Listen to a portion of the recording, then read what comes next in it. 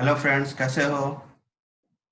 देखो, हम लोग इस वीडियो में देखेंगे मोशन जो कंसेप्ट है उसके बारे में जानेंगे। ठीक है।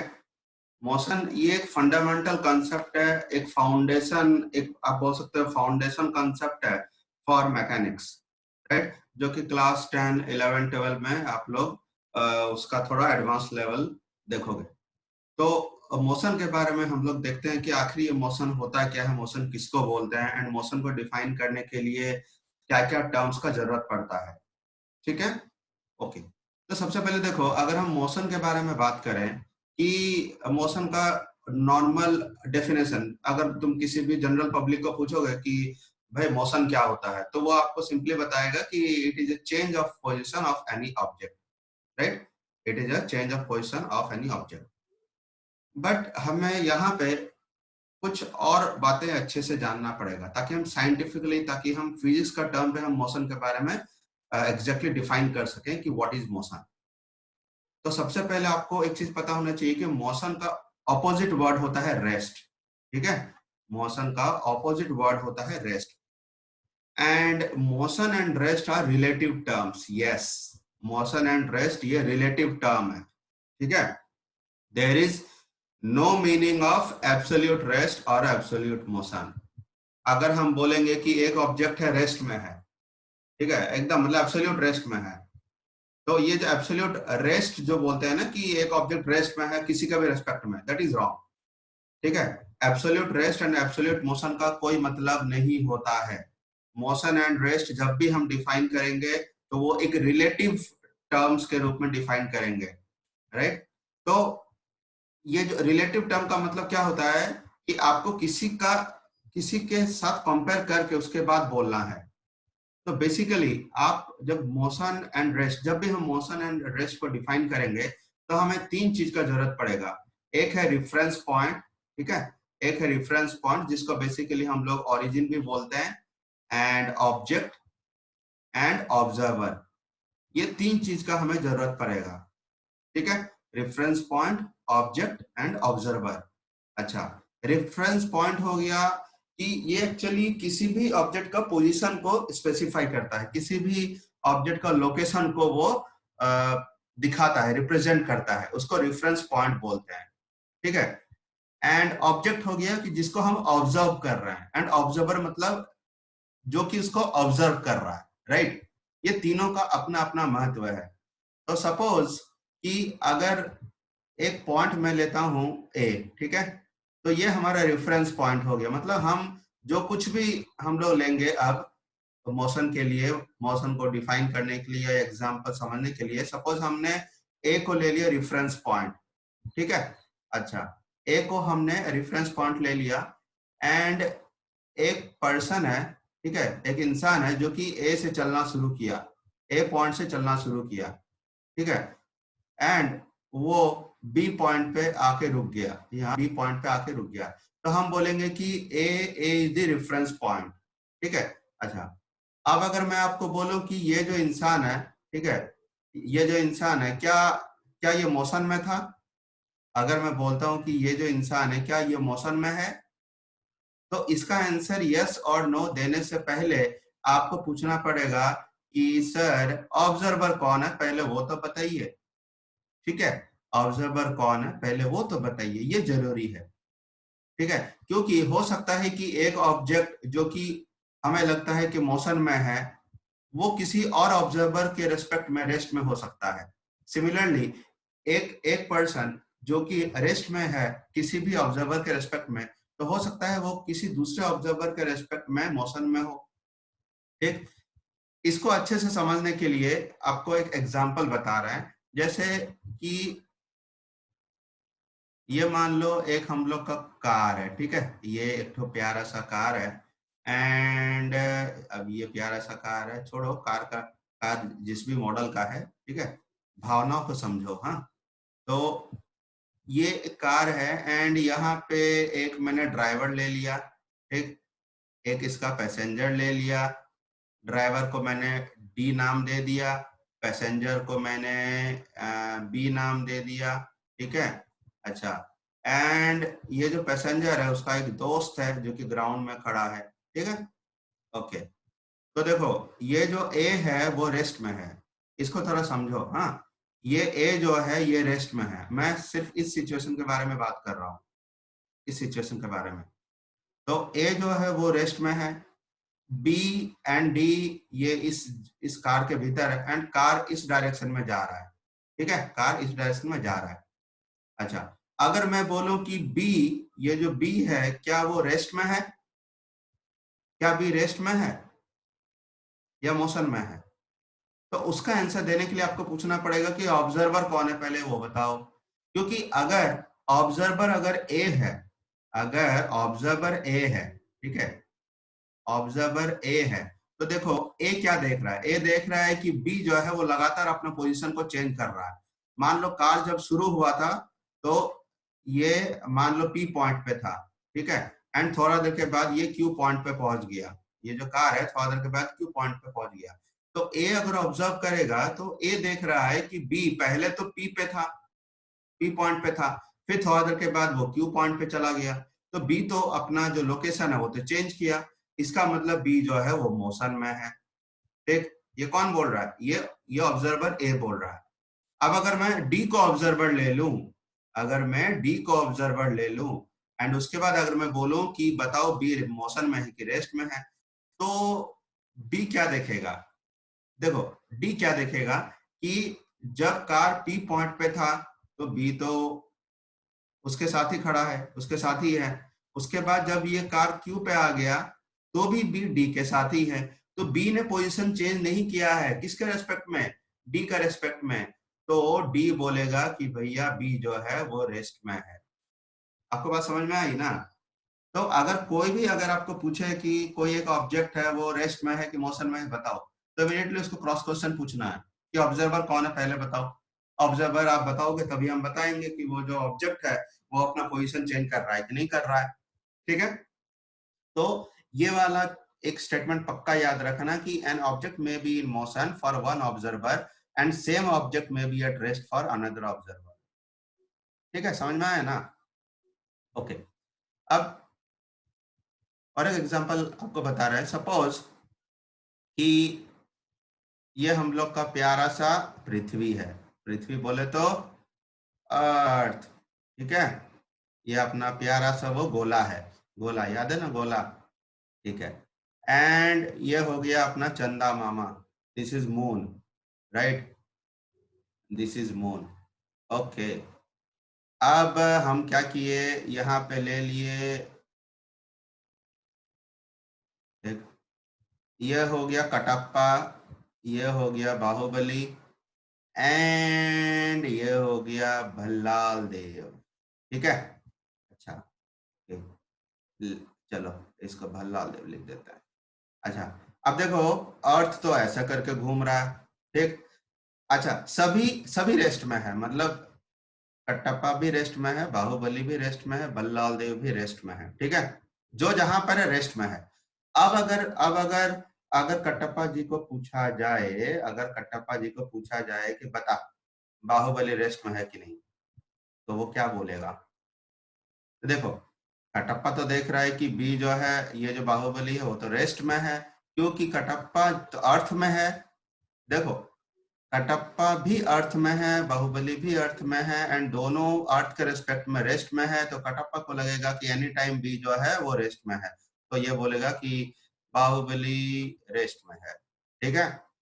जबकि अगर भल्लाल देव को पूछा जाए कि बता बाहुबली रेस्ट में है कि मोशन में है, तो ये क्या देखेगा भाई, ये देख रहा है कि ये जो बाहुबली है ये तो गोल गोल घूम रहा है, या तो अपना पोजीशन को चेंज कर रहा है, उसका खुद का तो पोजीशन चेंज हो ही रहा है भल्लाल देव का, बाहुबली का तो पोजीशन और भी चेंज हो रहा है, तो ये बोलेगा कि ये मोशन में है, ठीक है। तो बेसिकली आपको ये एक चीज समझ में आना चाहिए कि रेस्ट एंड मोशन ये एक रिलेटिव टर्म है, ठीक है, रिलेटिव टर्म, मैं बार बार रिपीट कर रहा हूँ, ये रिलेटिव टर्म है, ठीक है। अच्छा, सिमिलरली अगर आपको बोला जाए कि आप अगर क्लास में बैठे हो तो बताओ कि जो क्लास का जो वॉल्स है, जो जो दीवार है, क्या वो मोशन में है कि रेस्ट में है? तो देखो आपके रेस्पेक्ट में, क्योंकि आप भी अर्थ में हो, वॉल भी अर्थ में है, तो आपके रेस्पेक्ट में वॉल रेस्ट में है, ठीक है। मगर अगर यही भल्लाल देव अगर देखेगा तो वो देखेगा कि वॉल जो है वो गोल गोल घूम रहा है, ठीक है। तो वॉल मोशन में होगा as as observe by Bhallaladeva, ठीक। ये चीज याद रखना है कि rest and motion are relative terms and there is no meaning of absolute rest and motion. Actually दुनिया में ना, पूरे यूनिवर्स में ऐसा कोई भी ऑब्जेक्ट नहीं है जो कि एब्सोल्यूट रेस्ट में है, क्योंकि कोई ना कोई ऑब्जर्वर आपको ऐसा मिल जाएगा जो कि जिसके रेस्पेक्ट में वो जो ऑब्जेक्ट है वो मोशन में होगा। आई रिपीट, दुनिया में, इस पूरी यूनिवर्स में ऐसा कोई भी ऑब्जेक्ट नहीं मिलेगा जो कि एब्सोल्यूट रेस्ट में है, क्योंकि वो ऑब्जेक्ट किसी न किसी ऑब्जर्वर, चाहे वो किसी भी प्लेनेट, किसी भी स्टार, किसी भी गैलेक्सी में हो, किसी न किसी ऑब्जर्वर के रेस्पेक्ट में वो ऑब्जेक्ट मोशन में होगा ही, ठीक है। तो हम उतना यूनिवर्स के ऊपर नहीं जाते हैं, सिंपली याद रखना कि रेस्ट एंड मोशन के लिए आपको क्या चाहिए, ऑब्जर्वर चाहिए एंड रेफरेंस पॉइंट चाहिए, ठीक है। अभी देखो आपका क्लास 9 में ना, क्लास 9-10 में आपका ये टाइप्स ऑफ मोशन इसके बारे में पूछा जाता है। तो देखो मोशन जो होता है, अगर मान लो कोई ऑब्जेक्ट अगर मूव कर रहा है, और मतलब एक ऑब्जर्वर है, उसके रेस्पेक्ट में अगर कोई ऑब्जेक्ट अगर मूव कर रहा है, दैट इज मोशन में है, तो वो मोशन 3 टाइप का होगा। एक होगा मोशन इन स्ट्रेट लाइन, और एक motion in a plane, and motion in space. Straight line का मतलब कि मान लो कि कोई ऑब्जेक्ट अगर स्ट्रेट लाइन में जा रहा है, मतलब जैसे कि स्ट्रेट रेलवे लाइंस है एंड उसमें अगर रेलगाड़ी जा रहा है, या कोई कार है जो कि एक लॉन्ग स्ट्रेट हाईवे पे जा रही है, ठीक है। तो इसको बोलेंगे हम लोग मोशन इन स्ट्रेट लाइन, ठीक है। तो ये वन डायमेंशनल होता है। इसमें हम लोग क्या करते हैं, या तो एक्स एक्सिस लेते हैं, या तो वाई एक्सिस लेते हैं, या तो जेड एक्सिस लेते हैं, कोई एक लेंगे। सपोज अगर आप ग्राउंड से एक ऑब्जेक्ट को ऊपर की तरफ थ्रो करते हो, ऊपर की तरफ स्ट्रेट एकदम ऊपर की तरफ थ्रो करते हो, तो ये जो ऑब्जेक्ट है ये ऊपर जाएगा, फिर ये नीचे आ जाएगा एकदम उसी पाथ को फॉलो करते हुए, तो ये भी मोशन इन स्ट्रेट लाइन हो गया, ठीक है। तो हम लोग इसके बाद वाले जो स्लाइड इसके बाद वाले स्लाइड्स में सिर्फ हम लोग स्ट्रेट लाइन के बारे में ही पढ़ेंगे, मोशन इन स्ट्रेट लाइन के बारे में, ठीक है। Then motion in a plane, ये 2 डायमेंशनल होता है, मतलब अगर कोई ऑब्जेक्ट अगर एक्स वाई प्लेन या वाई जेड प्लेन, ठीक है, वाई जेड प्लेन या एक्स जेड प्लेन में अगर मूव करता है, तो हम बोलेंगे कि वो प्लेन में मूव कर रहा है। फॉर एग्जाम्पल आप लोग जो कैरम बोर्ड खेलते हो, ठीक है, आप जो कैरम बोर्ड खेलते हो, तो ये जो गोटी होती है ना कैरम बोर्ड का जो, तो ये एक प्लेन में ही मूव करता है, ये एक प्लेन में मूव करता है, ठीक है। Then motion in a space, देखो स्पेस में मोशन का मतलब क्या होगा कि अब ऑब्जेक्ट का कोई रिस्ट्रिक्शन नहीं होगा, वो ऊपर नीचे आगे पीछे दाएं बाएं कहीं पर भी मूव कर सकता है। तो x axis, y axis, z axis, ये कहीं पर भी मूव कर सकता है ऑब्जेक्ट, ठीक है। ऊपर नीचे आगे पीछे दाएं बाएं कहीं पर भी जाएगा। फॉर एग्जाम्पल एक बर्ड को अगर आप आसमान में छोड़ दो, तो वो उसका मर्जी, वो ऊपर जाएगा, नीचे जाएगा, आगे जाएगा, पीछे जाएगा, कहीं पर भी जाएगा। तो उसका मोशन कैसा हो गया, उसका मोशन हो गया 3D, उसका मोशन हो गया 3D, ठीक है। That is motion in space. तो अब हम इसके बाद वाले स्लाइड में सिर्फ मोशन इन स्ट्रेट लाइन के बारे में देखेंगे। ओके, देखो मोशन इन स्ट्रेट लाइन, कोई भी ऑब्जेक्ट अगर एक स्ट्रेट लाइन में अगर मूव करेगा तो उसको हम लोग simply motion in one dimension और मोशन इन स्ट्रेट लाइन बोलेंगे। इसमें कुछ कुछ टर्म्स आपको जानना जरूरी है, जैसे डिस्टेंस डिस्प्लेसमेंट हो गया, फिर हम लोग स्पीड वेलोसिटी देखेंगे, देन हम लोग एक्सेलरेशन देखेंगे, ठीक है। तो सबसे पहले शुरू करते हैं डिस्टेंस एंड डिस्प्लेसमेंट, ये क्या होता है। देखो फ्रेंड्स, सपोज आपके पास एक इनिशियल पोजीशन है, मतलब एक इंसान है, ठीक है। उसको अपने वो स्टार्टिंग में ए पॉइंट पे था, अब उसको बी पॉइंट पे जाना है, अब उसको बी पॉइंट पे जाना है, तो ठीक है। अब उसको ए से बी जाना है, एंड उसके पास बहुत सारा पाथ है जाने का। सपोज मैंने उसको बहुत सारा रास्ता दे दिया जाने के लिए, ठीक है। मैंने उसको बोला कि आप कोई भी पाथ को फॉलो कर सकते हो, ठीक। सपोज इस पाथ को फॉलो करते हुए भी वो जा सकता है, या इस पाथ को भी फॉलो करते हुए जा सकता है, ठीक है, या फिर सपोज ऐसे करके घूम फिर के गया, फिर ऐसे करके जा सकता है। तो उसके पास मैंने दे दिया कि 1 2 3, ऐसा मैंने 3 पाथ उसको दे दिया, ठीक है। इस आदमी को हमने ये 3 चॉइस दिया कि इन 3 पाथ में से तुम किसी में भी जाओ, बट तुमको बी पे पहुंचना है, ठीक। अब ये तो इस इंसान के ऊपर डिपेंड करता है कि वो कौन सा पाथ फॉलो करे, और ये उसका मजबूरी भी हो सकता है कि वो कौन सा पाथ फॉलो करे। मजबूरी कैसे? अरे भाई देखो, सिंपल है। ऐसे तो अगर वो शॉर्टकट अगर जाना चाहे तो वो 2 पाथ को, ये जो सेकंड वाला पाथ है, इस पे जाने से इसका अच्छा रहता। मगर सपोज कि अगर यहाँ पर नदी या कोई बड़ा सा गड्ढा आ जाएगा, ठीक है, या पहाड़ आ जाएगा बीच में, तो वो इस पाथ पे नहीं जा पाएगा, वो कोई और पाथ पे जाएगा, ठीक है। तो एनीवे, वो जिस भी पाथ पे जाएगा, सपोज वो 1 पाथ पे गया, ये जो पाथ 1 पे गया, तो इस पाथ 1 पे गया एंड बी पे वो पहुंच गया। तो अब अगर मैं इस इंटायर पाथ 1 को, अगर मैं इसका पूरा इस लेंथ को अगर मैं मेजर करूं, तो इस लेंथ का जो मेजर होगा दैट इज कॉल्ड डिस्टेंस। तो डिस्टेंस क्या होता है? It is the actual path length covered by an object, actual path length, ठीक है, ये डिस्टेंस होगा। अच्छा, डिस्प्लेसमेंट क्या होगा? डिस्प्लेसमेंट होगा shortest path between initial and final position of the object. तो ए एंड बी, ए हो गया इनिशियल पोजीशन, बी हो गया फाइनल पोजीशन। तो शॉर्टेस्ट पाथ कौन सा होगा? पाथ नंबर 2, ठीक है। तो पाथ नंबर 2 होगा शॉर्टेस्ट पाथ, तो यही होगा इसका डिस्प्लेसमेंट। बट एक्चुअल पाथ उसने कवर किया है path number 1, actual path cover किया 1, ठीक है, बट शॉर्टेस्ट पाथ हो सकता था 2। अगर सपोज वो 2 पाथ को ही अगर कवर करेगा, तो मैं बोलूंगा कि displacement of this object is equal to distance. याद रखना, अगर वो शॉर्टेस्ट पाथ को ही अगर वो कवर करेगा, तो मैं बोलूंगा कि distance is equal to displacement, ठीक। बट अगर वो 2 पाथ को नहीं फॉलो करके किसी और पाथ को फॉलो करेगा, सपोज 1 एंड 3 को, तो distance is greater than distance distance is greater than displacement. समझ में आया कि नहीं? देखो, ये तो उस ऑब्जेक्ट के ऊपर निर्भर करता है कि वो कौन सा पाथ को फॉलो करेगा। अगर वो शॉर्टेस्ट पाथ को ही फॉलो करेगा, in that case only distance is equal to displacement, otherwise distance is always greater than displacement। distance हमेशा displacement से ज्यादा होगा, ठीक है। तो देखो, ये जो मैंने लिखा है ना, distance is greater than or equal to displacement, तो equal to displacement कब होगा?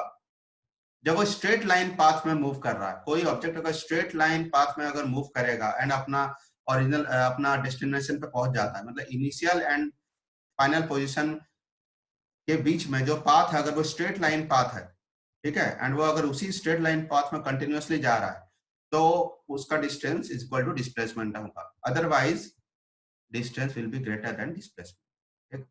अच्छा, यहाँ पे मैकेनिक्स में या फिजिक्स में स्पेसिफिकली आपको 2 टाइप का क्वांटिटी मिलेगा। एक होता है स्केलर क्वांटिटी, एक होता है वेक्टर क्वांटिटी। स्केलर क्वांटिटी का मतलब ऐसा फिजिकल क्वांटिटी जिसका कि सिर्फ मैग्नीट्यूड होता है, ठीक है, उसका कोई डायरेक्शन नहीं होता है।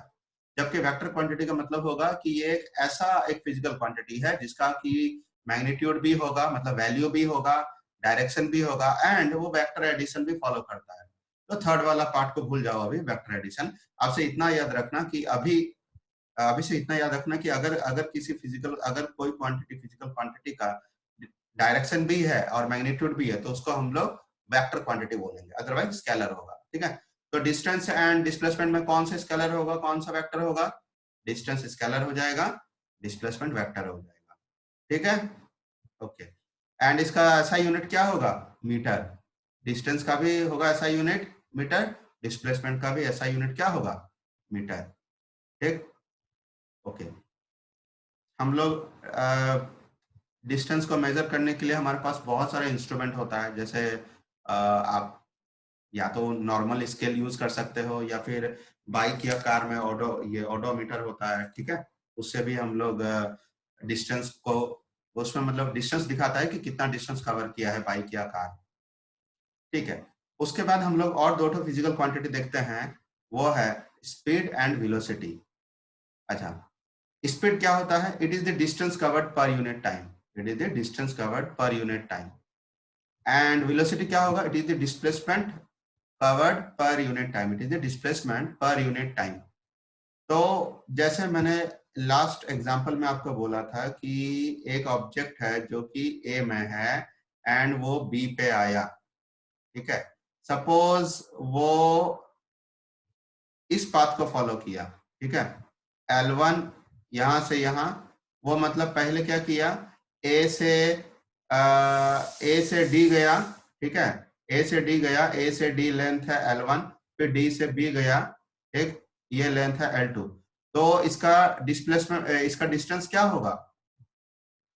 इसका डिस्टेंस होगा, distance is equal to L1 plus L2, right, okay.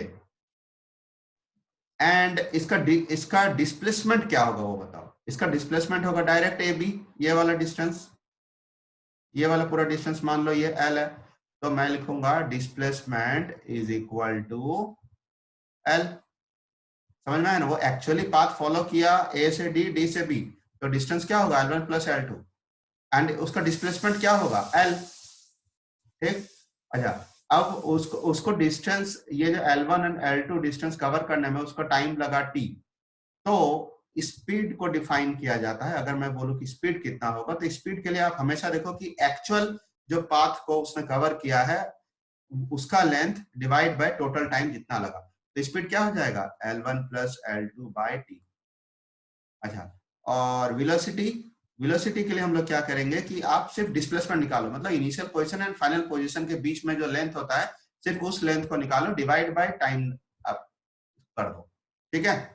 Velocity के लिए ये मत देखो कि वो एक्चुअल कौन सा पाथ में कवर, एक्चुअल कौन सा पाथ में गया है वो मत देखो। इसके लिए वेलोसिटी के लिए, क्योंकि वेलोसिटी में जो टर्म आता है डिस्प्लेसमेंट, उसमें हम लोग एक्चुअल पाथ नहीं देखते हैं, उसमें तो हम लोग शॉर्टेस्ट पाथ देखते हैं between initial position and final position, ठीक है। तो अगर मैं वेलोसिटी के बारे में बात करूं तो वेलोसिटी क्या होता है? It is the speed with direction, ठीक। एंड स्पीड कभी भी नेगेटिव नहीं होगा, याद रखना। वेलोसिटी नेगेटिव हो सकता है अगर अगर रेफरेंस पॉइंट से अगर ऑब्जेक्ट अगर बैकवर्ड जाए, मान लो इस साइड को हम लोग पॉजिटिव लेते हैं एंड इस साइड को नेगेटिव लेते हैं, इस साइड को, तो अगर कोई ऑब्जेक्ट अगर इस साइड जा रहा है तो हम बोलेंगे कि वेलोसिटी पॉजिटिव है, अदरवाइज अगर वो इस साइड में जाएगा तो बोलेंगे वो उसका वेलोसिटी क्या है? नेगेटिव। बट स्पीड कभी भी नेगेटिव नहीं होगा, क्योंकि स्पीड क्या है? ये तो एक वैल्यू है, ये एक वैल्यू, इसमें कोई डायरेक्शन नहीं होता है, ठीक है। अच्छा, अगर अगर हमें एवरेज स्पीड निकालने दिया जाए तो total distance by total time, जो कि अभी मैंने आपको बताया। सिमिलरली एवरेज वेलोसिटी भी निकाल सकते हैं, total displacement by total time. अच्छा, और एक स्पेशल केस में हमारे पास और एक फॉर्मूला है कि अगर वेलोसिटी जो है, ठीक है, अगर कोई ऑब्जेक्ट मान लो स्ट्रेट लाइन में जा रहा है, ठीक, एंड उसका वेलोसिटी अगर कांस्टेंट रेट में चेंज हो रहा है, जिसको कि हम लोग बोलते हैं एक्सेलरेशन, ठीक है, एक्सेलरेशन। तो अगर अगर किसी भी ऑब्जेक्ट का एक्सेलरेशन कांस्टेंट होगा, या हम ये कर सकते हैं कि अगर उसका वेलोसिटी अगर यूनिफॉर्म रेट में अगर चेंज हो रहा है तो एवरेज वेलोसिटी हम निकाल सकते हैं। एंड वो एवरेज वेलोसिटी क्या होगा? Initial velocity plus final velocity bye 2, ठीक है, मतलब average initial velocity and final velocity का एवरेज। फॉर एग्जांपल अगर मैं ऐसे बात करूं, ठीक है, एक दो एग्जांपल हम लोग लेते हैं कि सपोज एक ऑब्जेक्ट है जो कि स्टार्ट किया है इस पर्टिकुलर पोजीशन पे स्टार्ट किया 20 मीटर पर सेकंड से, एंड वो स्ट्रेट लाइन में जा रहा है, जा रहा है, जा रहा है, एंड जाते जाते उसने उसने क्या किया, अपना स्पीड को बढ़ा दिया, एंड वो एक पर्टिकुलर टाइम पे वो 40 मीटर पर सेकंड हो गया। अच्छा, यहां से यहां तक वो जब अपने उसका जब स्पीड 40 मीटर पर सेकंड हो गया था, उस पर्टिकुलर मोमेंट तक जाने के लिए उसका सपोज 10 सेकंड लगा, ठीक है। मतलब जब वो ए पॉइंट पे था तो उसका स्पीड था 20 मीटर पर सेकंड, और वो कांस्टेंट स्पीड के साथ वो कांस्टेंट एक्सेलरेशन के साथ वो आगे की तरफ जा रहा था, मतलब उसका जो स्पीड है वो कांस्टेंट रेट से बढ़ रहा था। तो 10 सेकंड के बाद उसका उसका स्पीड हो गया 40 मीटर पर सेकंड। तो अब अगर मैं बोलूं कि एवरेज वेलोसिटी क्या होगा, तो एवरेज वेलोसिटी होगा 40 प्लस 20 बाय 2। ठीक, 40 प्लस 20 बाय 2, एवरेज वेलोसिटी क्या होगा 30 मीटर पर सेकेंड, ये एवरेज वेलोसिटी होगा। ठीक है, अच्छा यहाँ पे और एक एग्जांपल लेते हैं। सपोज एक ऑब्जेक्ट है ए, ठीक, एंड वो एक स्क्वायर पाथ को फॉलो किया, मतलब ऐसे करके गया, फिर ऐसे करके आया, फिर ऐसे करके आया, वो बी पॉइंट पे फाइनली आ गया। तो ये वाला मैंने ले लिया 10 मीटर, ये डिस्टेंस 10 मीटर, ये डिस्टेंस 20 मीटर, ये डिस्टेंस 10 मीटर, ठीक। एंड टोटल उसको उसको पूरा ये वाला जर्नी करने में पूरा उसको टाइम लगा सपोज 40 सेकंड। उसका टाइम कितना लगा 40 सेकंड। तो क्या बता सकते हो कि पहला चीज कि डिस्टेंस क्या है, व्हाट विल बी डिस्टेंस। दूसरा डिस्प्लेसमेंट क्या होगा। थर्ड उसका स्पीड क्या है, उस ऑब्जेक्ट का स्पीड क्या है। फोर्थ उसका वेलोसिटी क्या होगा। बता सकते हैं, देखो करके देखो। ओके, देखो इसको हम लोग सॉल्व करते हैं। डिस्टेंस, राइट, तो डिस्टेंस का मतलब होगा कि एक्चुअल पाथ उसने जो कवर किया है उसका लेंथ। तो उसने ए से स्टार्ट किया, एक्चुअली तो वैसे गया ना, तो 10 metre plus 20 metre plus 10 metre, तो कितना हुआ 40 मीटर। ठीक, डिस्प्लेसमेंट, डिस्प्लेसमेंट कितना होगा। डिस्प्लेसमेंट के लिए क्या करेंगे हम लोग कि वो कौन से पाथ में गया उससे कोई मतलब नहीं, आप ए एंड बी को जोड़ दो, जो initial position and final position है ना उसको स्ट्रेट लाइन से जोड़ दो। एंड ये जो स्ट्रेट लाइन है उसका पाथ उसका लेंथ कितना है 20 मीटर, तो डिस्प्लेसमेंट क्या होगा 20 मीटर। ठीक, गुड। अब स्पीड निकालो। स्पीड के लिए क्या करेंगे total distance by total time. तो डिस्टेंस तो ऑलरेडी निकाल चुके हैं 40, और इसको इसको कवर करने के लिए कितना टाइम लगा 40 सेकेंड। तो आंसर क्या होगा 1 मीटर पर सेकेंड। अच्छा, अब वेलोसिटी निकालो। इसके लिए क्या करेंगे total displacement by total time. तो डिस्प्लेसमेंट 20 एंड टोटल टाइम कितना लगा 40 सेकेंड, तो कितना हो गया हाफ मीटर पर सेकेंड। ठीक है, समझ में आया। उस तरह से हम लोग बहुत सारे प्रॉब्लम को सॉल्व कर सकते हैं। मैं एक आगे भी एक वीडियो बनाने वाला हूँ जिसमें कि हम लोग डिस्टेंस, डिस्प्लेसमेंट, स्पीड, वेलोसिटी का कुछ न्यूमेरिकल प्रॉब्लम्स देखेंगे। ठीक है, ओके। अब हम लोग जाते हैं एक्सेलरेशन पे। देखो एक्सेलरेशन क्या होता है। एक्सेलरेशन होता है कि अगर कोई भी ऑब्जेक्ट अगर वेलोसिटी को चेंज करता है, ठीक है, तो उसका वेलोसिटी कैसे चेंज हुआ, कितना टाइम पे चेंज हुआ, ये दोनों क्वांटिटी को मिला के हम लोग एक्सेलरेशन को निकालते हैं। तो what is acceleration, it is defined as change in velocity per unit time. It is defined as change in velocity per unit time.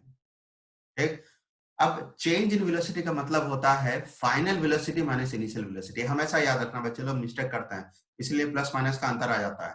हमेशा चेंज, किसी भी क्वांटिटी का जब चेंज निकालते हैं ना, तो हमें फाइनल माइनस इनिशियल वैल्यू डालना पड़ता है।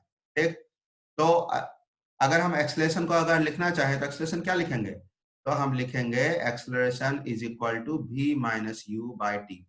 v क्या हो गया फाइनल वेलोसिटी, u क्या हो गया इनिशियल वेलोसिटी, t क्या हो गया कितना टाइम पे वो उसका जो स्पीड है, वो उसका जो वेलोसिटी है वो चेंज हुआ। ठीक, एंड इसका ऐसा यूनिट क्या होगा एक्सलेशन का मीटर पर सेकेंड स्क्वायर, मीटर पर सेकेंड स्क्वायर। ठीक है, अब एक्सलेशन कौन सा क्वांटिटी है, स्केलर या वेक्टर, बता सकते हो। एक्सलेशन है वेक्टर क्वांटिटी।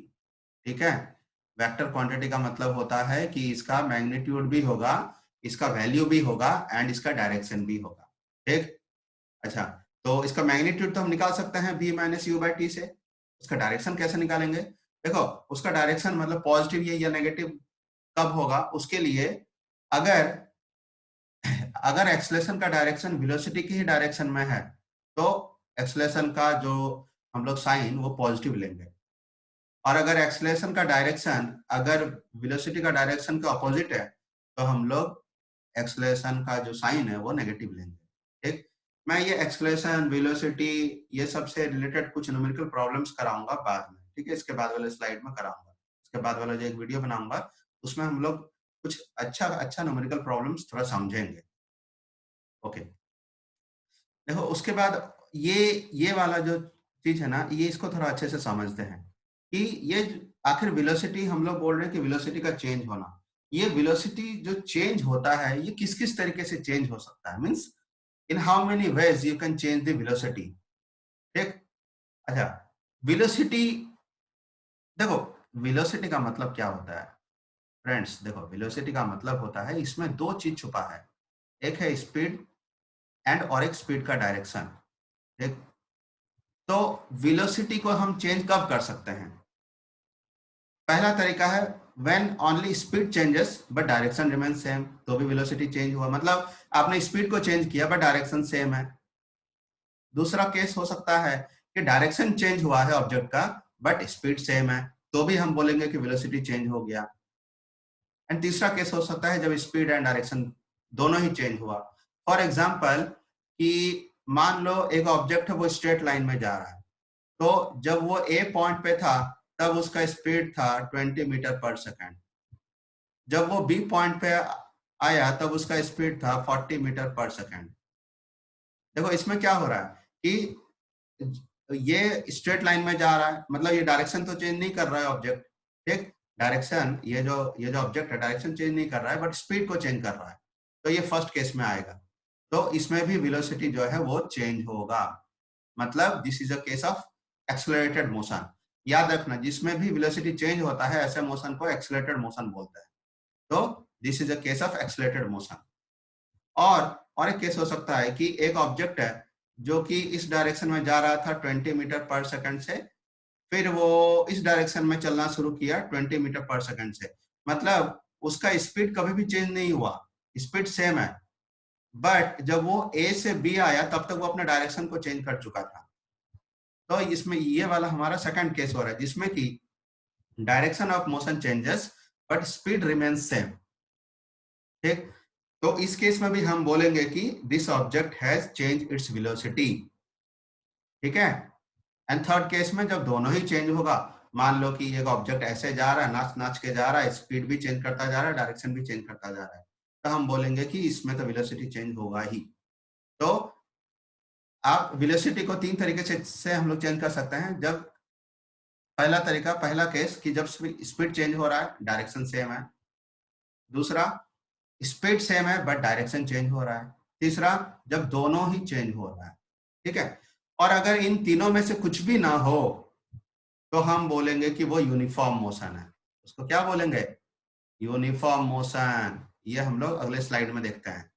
ठीक है, यूनिफॉर्म मोशन में एक्सेलरेशन क्या होता है? जीरो, मतलब वेलोसिटी चेंज ही नहीं करेगा, मतलब ना तो स्पीड चेंज कर रहा है ना ही डायरेक्शन चेंज कर रहा है, एकदम स्ट्रेट लाइन में मस्ती मार के जा रहा है। ठीक, समझ में आया? ओके, तो अभी हम लोग देखते हैं uniform and non uniform motion. तो हमने जैसे कि बोला था कि यूनिफॉर्म मोशन का मतलब होगा कि when there is no change in velocity, एक पर्टिकुलर टाइम ड्यूरेशन पे कोई चेंज नहीं हो रहा है वेलोसिटी का, मतलब ना तो स्पीड चेंज कर रहा है ना ही डायरेक्शन चेंज कर रहा है, तो ऐसे मोशन को बोलेंगे कि यूनिफॉर्म मोशन। ठीक, तो इसका सबसे सिंपल एग्जांपल होगा motion of an object in straight line with constant velocity. ठीक है, तो एक ऑब्जेक्ट है जो कि एक सपोज एक इंसान है जो कि स्ट्रेट लाइन में जा रहा है कांस्टेंट वेलोसिटी से, मान लो 20 मीटर पर सेकंड से जा रहा है, स्ट्रेट लाइन में जा रहा है, तो this is example of uniform motion. ठीक है, एंड नॉन यूनिफॉर्म मोशन क्या होगा? जब भी वेलोसिटी चेंज होगा, अगर एक पर्टिकुलर टाइम ड्यूरेशन पे अगर एक बार भी अगर वेलोसिटी चेंज हो जाता है तो हम बोलेंगे कि उस पर्टिकुलर टाइम ड्यूरेशन पे वो जो ऑब्जेक्ट है उसका नॉन यूनिफॉर्म मोशन हो रहा है। ठीक है, मतलब इस केस में एक्सेलरेशन जीरो होगा, इस केस में एक्सेलरेशन नॉन जीरो होगा। ठीक है, अच्छा, ये नॉन यूनिफॉर्म मोशन फिर दो टाइप का हो सकता है, एक होता है यूनिफॉर्म एक्सेलरेशन, एक होता है नॉन यूनिफॉर्म एक्सेलरेशन।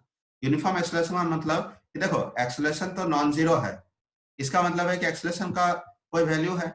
अगर ये वैल्यू अगर कांस्टेंट होता है, अगर ये एक्सेलरेशन का वैल्यू अगर कांस्टेंट है थ्रू आउट द मोशन, तो हम बोलेंगे कि वो यूनिफॉर्मली एक्सेलरेटेड मोशन है।